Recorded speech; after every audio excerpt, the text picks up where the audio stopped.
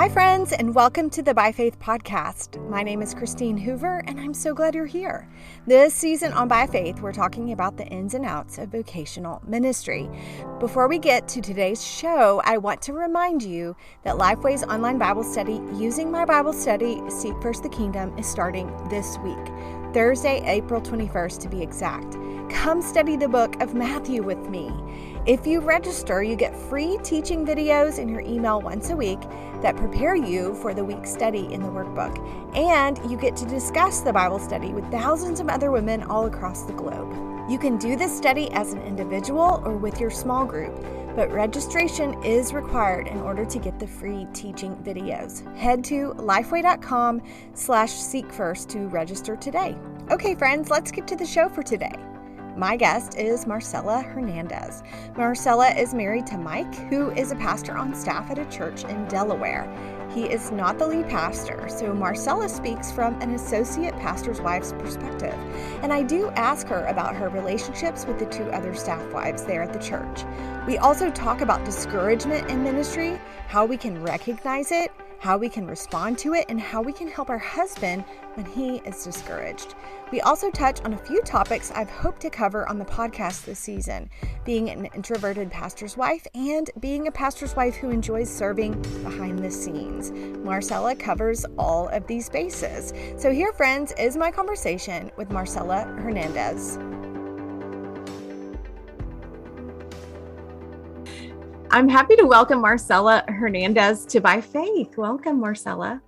Thank you. Thank you for having me. Yeah, well, we connected over Instagram. Just you piped in with a message to me, and I just thought, I think that this is somebody I want to talk to because for several reasons. We're going to talk about two different things today.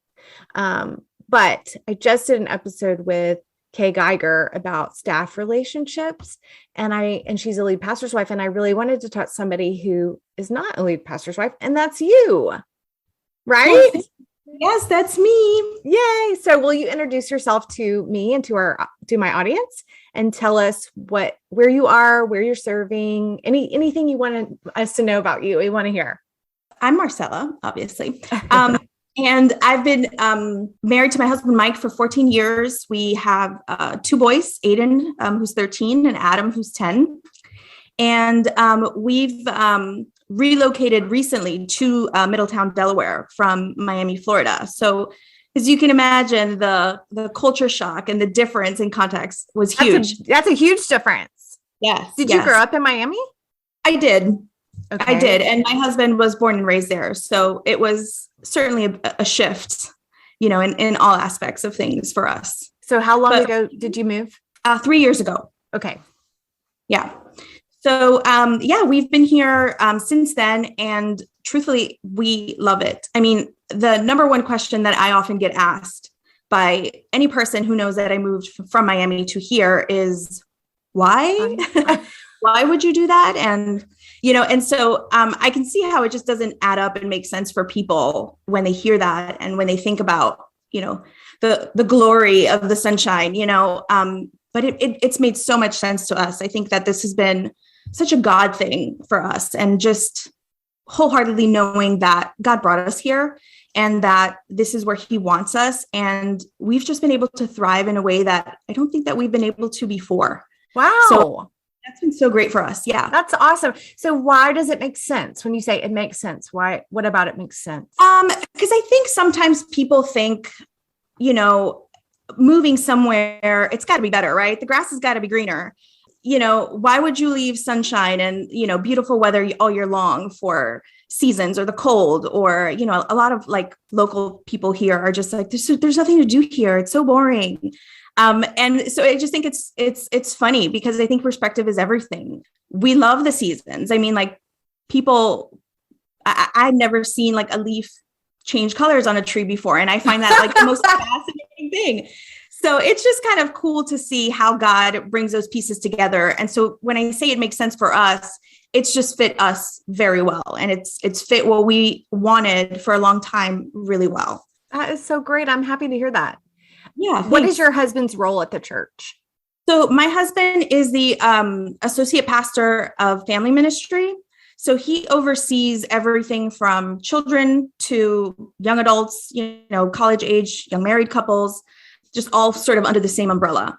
So he deals a lot with particularly like youth, young families, things like that. Mm-hmm. And I would imagine this is not his first position, that you've been married 14 years. Y'all were in ministry before. Yeah. So we've, this I think would be our 9th year in ministry. So we've been at this for a little bit, and our experience is pretty much within that age group. Like all the experience that we have been with youth, young adults, young families. So that's kind of like our wheelhouse and just how we're connected and the things that we do in the church. And what do you love to do as far as ministry or service at the church? In the past, I've just really enjoyed like being behind the scenes. I hate being the center of attention. And so anything that would call like me being like the main person for me has always just kind of been like, no, thanks. I'm just going to hide over here. I'm just going to, shelter and bunker down. But I've really enjoyed that. I've really enjoyed just being behind the scenes and supporting my husband, and the things that nobody really knows that happen, or the conversations that nobody really knows we've had, and things like that. And now I'm just in a season where God is really like plugging me in places and having me have a more active role, which, like I said before, was something that I really didn't want. Mm-hmm. So it's just been really neat to see God bring me to that place. And so I'm really connected with the youth, particularly like the young girls in youth group. I see that there's such a need for them to just be heard. They just want to be listened to. They just want to be seen. They just want to be understood. And I just really enjoyed chatting with them and getting to know them and just being a voice for them. That's so great. I love that you're giving voice to the pastor's wife who likes to be behind the scenes. I think sometimes we feel like as a pastor's wife, we kind of have to be. Right. Well, it's almost like whatever you are, you think you should be the other. You should be behind the scenes if you're so up front, or if you're behind the scenes, you should be up front. And so I'm super thankful to get to talk with you and hear from someone who is in the trenches of youth ministry and all that kind of thing. So you've been at it for 9 years, you said, and that is surely enough time. It does not take a long time at all before discouragement can set in when we do ministry, right? And so I wanted to talk today about discouragement. I think for me, at least, discouragement is what is the most, I call it like a low hum in the background. It's always kind of there. Not always in a just terrible, dark place, but there's always something going on in ministry that can be discouraging if we give attention to it. And so I would love for you to just, first of all, is that your experience? And if not, that's totally fine. But I would love for you to just kind of give voice to women listening who are in ministry. What are things that you tend to get discouraged by, or you see other ministry wives around you get discouraged by? Yeah, absolutely. I think discouragement is something that everybody, pastor's wife or not, yes, everybody experiences it. So I think that it looks different for a lot of people. And I think it can come from different things, or different, happenings, so to speak. I think that, when it comes to, in ministry, like incidents, and I mean plural, because there's something, right? Something's always going on. I think that it's hard to feel like you can catch a break from them sometimes. And that can certainly kind of just put you in this rut of feeling like, oh, I'm just getting kicked when I'm down and I'm just having a hard time getting out of this rut. I think that's one way to sort of relate to that in terms of like where it comes from. I think also, I'm not always at the forefront of dealing with incidents in particular, but I am at the forefront of my husband who does. And so being able to support him and encourage him, even though it doesn't directly affect me, it indirectly affects me as well. Yeah, and that can be discouraging. Yeah. And I definitely want to talk about our husbands in a bit, because you're right. That is one of the big things. I'm wondering can you think of something specific that has discouraged you the most over the years that you've been doing ministry? I think that it's been really sad for me and discouraging for me to see the amount of pain and hurt that there is, like within the church, and just how broken people really are. and just the way that people, I think, just carry that and they feel like they have to carry it alone. And I think that it's just really hard to find, this sort of safe place where you can be honest and candid and, have somebody walk with you through some of this stuff. And so I think that is something that I've experienced more than I'd like to admit, even for myself. And so just seeing that, I think, is just, it's hard. It's hard because we want to think of ourselves as the people who uplift one another and as the people who, encourage one another. And oftentimes, the opposite can happen. Yes. Yeah. Well, what about during COVID years? I feel like the past few years have been, I keep asking more veteran pastors and pastors' wives, have you ever seen anything like this time of ministry? And to a one, they have all said, no, this has been a very different time. So can you speak to what kind of discouragements you felt over the past 2 COVID years? Yes, absolutely. I think that was a huge, shift for me. Obviously, this is not something that anybody could have anticipated or foreseen whatsoever. I mean, even when the pandemic hit, I think there was still a lot of optimism at the forefront of it, and just thinking, all right, we're just going to get past this. We're just going to wait out 3 months. Oh, well, I guess now 6 months. Oh, wow, a year, and it just feels like we're all having to navigate this in a way that none of us have really ever experienced. I mean, even in the school systems, right? Like we see it with our own kids, like they just don't know how to do it. I mean, not that they're doing it wrong, but they're all just trying to figure it out as we go. This hasn't been done before. So it's certainly difficult. I would say that, I'll share this story to kind of give you the big picture of things. Our church supports these missionaries in England. And at the beginning of the pandemic, they had done like this video update for the church, and they're informing us on how things are going over there. And like everyone else, everything was just like flipped upside down. No one knows how to really move forward. We're just kind of waiting it out, staying safe. And they started talking about their prayer needs and just requests and things that we could pray for and how we would just support them. And one of the things that they really, really focused on was like, please, this is like the biggest prayer request for us, is that you would pray for God to give us wisdom to do ministry in a new way, because doing ministry, how we knew it is not an option. And at the time, I remember sitting in the service, because we had just returned to like in-person gatherings, and thinking, wow, like that's difficult. I mean, what's a church without gathering? Like this is hard. I can see how they have to like reinvent this whole thing and what they're going to do. That's really difficult. And it didn't take long for us to realize, like, here we are meeting in person and yet facing the same challenges of ministry, not being able to move forward the way that we thought we could, or picking up where we had left off 4 months ago. So I think generally speaking, whether you were able to gather in person or not, the challenge was still there. The difficulty in having to think about how you were going to be innovative and how you were going to do things, was hard. And then to add insult to injury, you have still people that, would take sides, so to speak. You're either anti-mask or you're pro-mask, or you're anti-vaccine or pro-vaccine.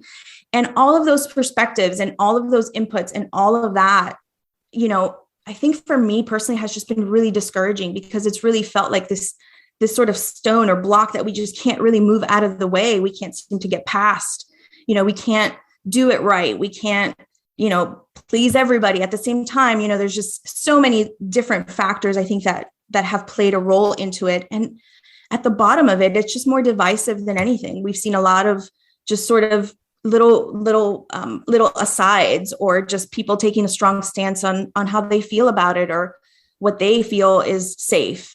And it's just been difficult, I think, to find some common ground. Yeah, for sure.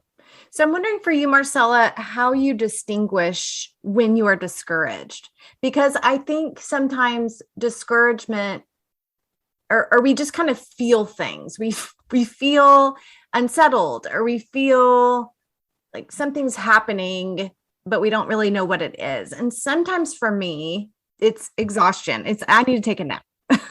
I need to stop, letting all my emotions out and my thoughts out. And I just need to go take a nap. So there's exhaustion. There could also be conviction that God might be pressing on something in my life that actually I do need to do something about. But then I think discouragement is more related to things that we can't necessarily do something about. Right. It could be other things, like an event we planned didn't go well. But how do you distinguish this is discouragement and name that to yourself? Yes. Yeah, I think that's a really good distinction to be aware of, right? Like when do we need to just say, I just don't have the capacity right now? When do we just sort of hit pause and identify that that's what it is versus feeling, to the point of exhaustion, where we just feel like we just can't anymore, versus feeling really strongly about, well, how do we proceed with this ministry? Or how do we proceed with offering childcare when it's difficult for a child to keep a mask on? Or, volunteers might not feel comfortable being around children because they don't, they're not aware of coughing and covering it, or, just things like that. And so I think in a COVID sense, or in a COVID world, I think that's been discouraging, just feeling like unable to move forward or unable to sort of recover and be the church, and just having to relearn so much. I think for me, that's something that I can identify specifically, and just being able to put one foot in front of the other. Yeah. And do you think it's important to be able to name to yourself, this is discouragement? I'm feeling discouraged right now. Yes. Yeah, absolutely. Absolutely.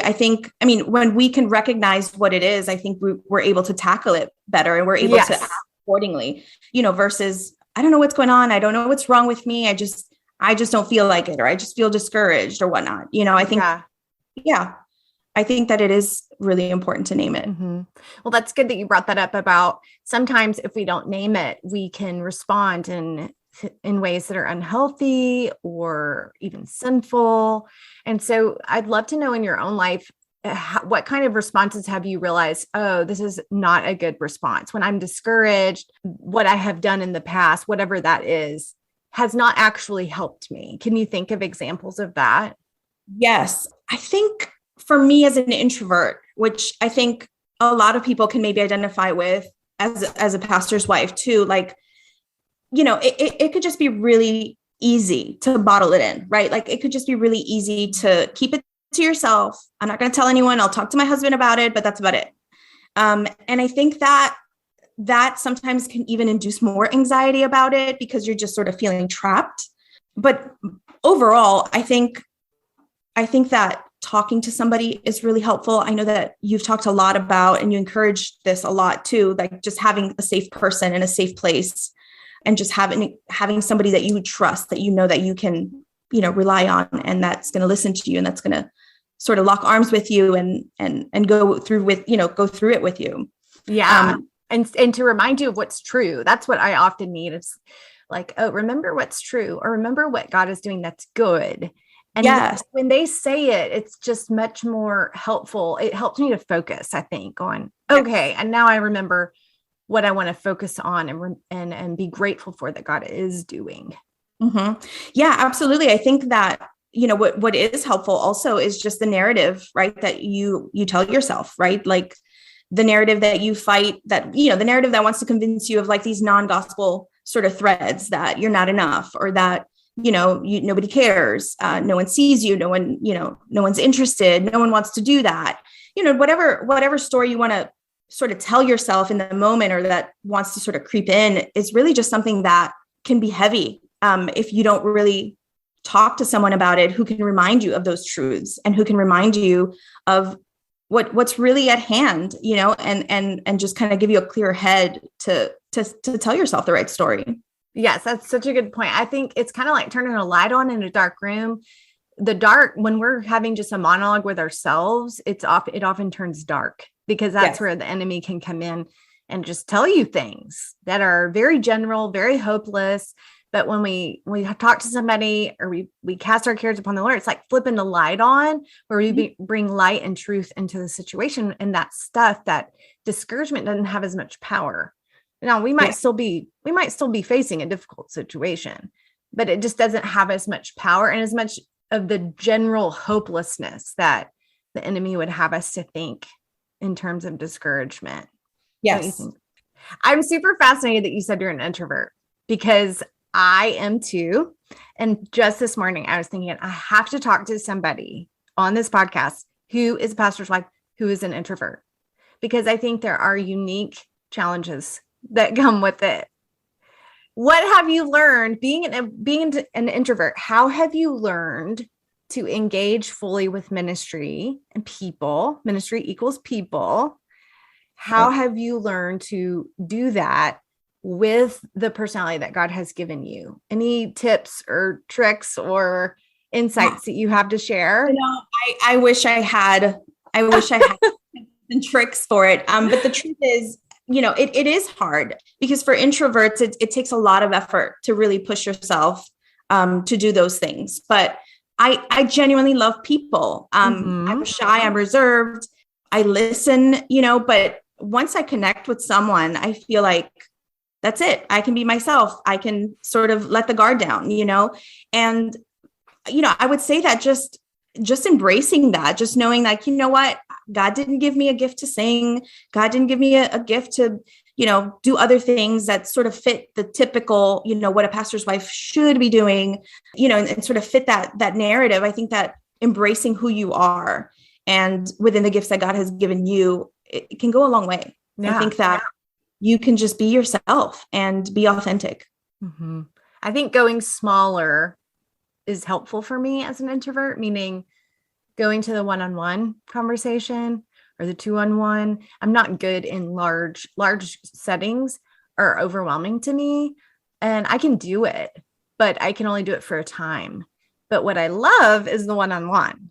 And so anytime I can do that, or even in a large group thing, pulling aside with one person and having an in-depth conversation, that is more my speed. And I feel like often for introverts, that's really our speed, that God uses us and in very substantial ways in people's lives in just that one-on-one conversation level. Yeah. I'm seeing that for myself. Absolutely. I mean, it also lends itself for just a deeper connection and just a more profound way of ministering to someone, even someone ministering to me. I just think that it goes a little bit deeper. You're able to just kind of dig in. Yeah. Yeah. Introverts unite. We need our introverts. Well, you mentioned earlier helping your husband navigate discouragement. I think this is, for me, I would rather be discouraged any day than for my husband to be discouraged, because I want him to be secure in knowing that God is using him. And I see his gifts. I see what God does in him. And so when he gets discouraged, it's just really hard for me to know how to help him. And so I'm wondering how you, and I know each marriage is different. Your husband may respond differently than another person's husband. But for you, Marcella, how have you learned to respond to your husband when he's discouraged?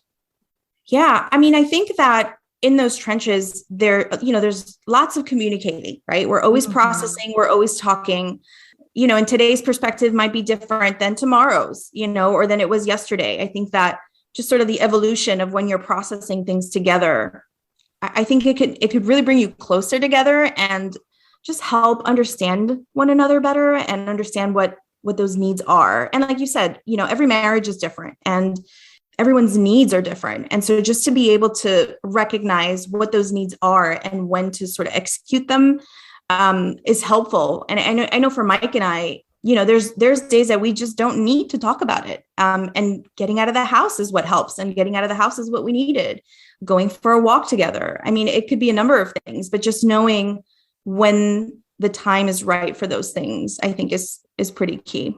The time is right for those conversations about the discouragement. Yes. So for the conversations, or just to know what to do to encourage your spouse. Yeah. Yeah. I like that you mentioned that about getting out of it and just kind of being. That is so helpful for me and for my husband, is just to remove ourselves from. A lot of times I think when we're discouraged, we think we got to diagnose it and we just go immediately to analyze it, and we could talk for hours about it. And sometimes that is the right thing, but sometimes we need to remove ourselves from it and remember we are human beings. We need to recreate. We need to just do something that has nothing to do with ministry. And a lot of times when I do that, it's kind of like I tell my kids, you just need to go to bed. And then tomorrow's a new day. God's mercies are new tomorrow. And when you get up, it's not going to feel as much as it feels right now. You know, there's something about, I keep mentioning sleep, but there's something about that for me that is a reset. But also a reset, like you said, just removing yourself from it and doing something different. And then it almost like your brain works a certain way where it just, okay, we can see it a little more clearly after we've given it less oxygen. Yeah. Yeah. So that's really good. I think also that other pastors' wives are a source of encouragement. Do you have I know you must have at least one other staff wife. How many do you guys have at your church? We have two, it's myself and two other wives. Okay. So it's three of us. Do you find, like I do, that the other pastors' wives can be a source of encouragement? Yes, absolutely. And if I could just say, right where we are right now, I mean, we're fortunate to be where we are right now, but it hasn't always been this way. I've had a fair share of years of just being alone and not having even the senior pastor's wife, like just there being a significant disconnect. And I think that's difficult. It is. And I know that a lot of people might find themselves in that position. And I would say that,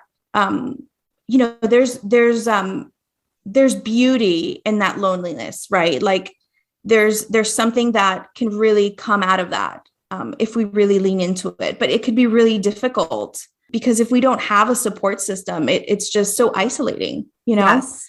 So and it can almost double the discouragement. Yes.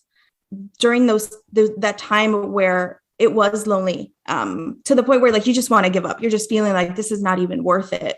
I don't want to be like this. I don't want to live like this. I think that during that time, I'm able to look back on it now and see all that God was doing and see how God was working and see how God was preparing. But I know that in the moment, it doesn't feel that way. In the moment, you really just don't see those things. So if we could just sort of remind ourselves that this too shall pass and that this is not always going to be the case. I mean, God didn't create us to be alone and be lonely. So to just find encouragement in that, in the sense of knowing that there's hope and knowing that you're not alone and that you can find encouragement with other people. Like if it's not in your own church, there was an episode you did not too long ago about that too, of just go outside of your own four walls, maybe connect with the pastor's wife from another church. Yes. So I think that that's really helpful too. I'm so glad that you gave voice to what you just did, because I think that is a common experience. Not everyone gets along great with all the other pastors' wives at their church, or they're by themselves. Their husband's the only one. That's true. And so that in itself is a different type of loneliness. I've experienced that myself, what you described. And I agree with you. I think loneliness, God sometimes, I don't think he wants us to necessarily feel isolated and alone. I think there's a difference between loneliness and isolation, but I think he can use, and he did use that time of loneliness to draw me to him. Mm-hmm. And I don't know if that's what you're referring to. I want to ask you about that. What was the gift of the loneliness? I don't remember if you used the word gift, but you described it that way. Yeah, just that there was beauty in that, and just how God can really turn things around. And he does it in ways that you don't expect. And he does it in ways that you really can't foresee. Like I remember there was a time where I felt that way, and there was an opportunity that had presented itself that like checked all the boxes for us. Right. And just a situation where it was like, this is perfect. This is exactly what I need. This is what I've always wanted.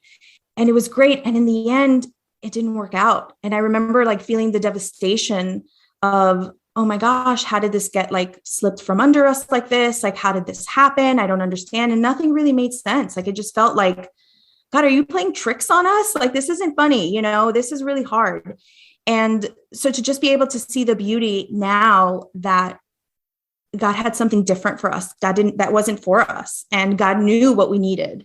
And so even though our heart's desires and everything that we wanted was in something else, I think that God really allowed us to see like the own idols that we had, And that was a really humbling and crushing experience for us, to just be able to see that and look back and say, oh my goodness, thank you, Lord, for having saved me from that, because that would have been a tragedy. That would have not been the right place for us, or that would have not been good for us. Yes. So yeah, just to be able to recognize those things in hindsight and see them, I think is really amazing. Yes. Yeah. Well, I'm wondering, I, as we said, you are not the lead pastor's wife, or however you say it at your church. We say lead pastor. And so I'd love for you to speak for those women who are in the same shoes as you, because sometimes there's a little bit of a limit there because your husband is not the lead pastor. So what are some of the difficulties that you find in navigating relationships with other staff wives or even, other staff? I know you want to be careful because you love these women that you're serving with, but can you kind of speak to the challenge of that? Yeah. So, I mean, right now, and I'll speak to like where we are right now. Right now, we're not in how can I explain this? Like, we're in a good place as far as like staff relationships go. I mean, we have a pastor who is really a fan of a team approach to things and is really, very encouraging to grow, for everyone's individual growth and like where God is leading them. He's very supportive of that. But again, like that hasn't always been the case. I think in the past we have experienced that limit, like you're talking about, and just feeling like there's only so much you can do. And that could be really frustrating, especially when you feel God is calling you to do something, to take it to the next level, or to go forward with something.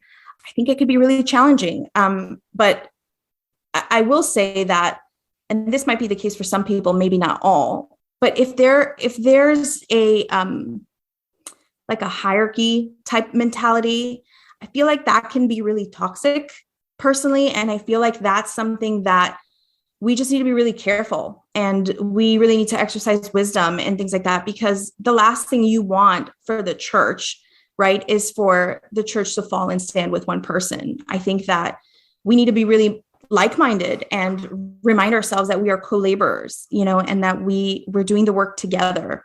And so to be able to work together, as a team or in a particular congregation, I think that would really give everybody the ability to just thrive, in their own way and where God is calling them. Yeah. I always think of Romans 14, where it talks about mutual upbuilding, that in that whole chapter is about people who are different. They have different convictions, but we are to seek peace and unity, and we are to seek one another's well-being, mutual upbuilding. Yes. So I'm wondering, and I think anybody can do that. You could do that if you feel like you're the lowest person on the totem pole. You can seek another person's well-being and good and champion them. So I'm wondering how you do that. How do you seek to be a blessing to your senior pastor's wife, or to this other woman that's on staff, or her husband's on staff? What do you do? Yeah. I mean, I've only been here for 3 years, but in these 3 years, we've just really been able to build a really well-knitted friendship. And again, just sort of establish this safe place of where we can come and support one another. And so if rest and a sabbatical is what one of us needs, to just be supportive of that and remind ourselves that rest is a necessity, not a luxury. And we need to rest and we need time away. But I think as pastors' wives, we sometimes feel guilty to take breaks, or to get away, or to just not participate in something.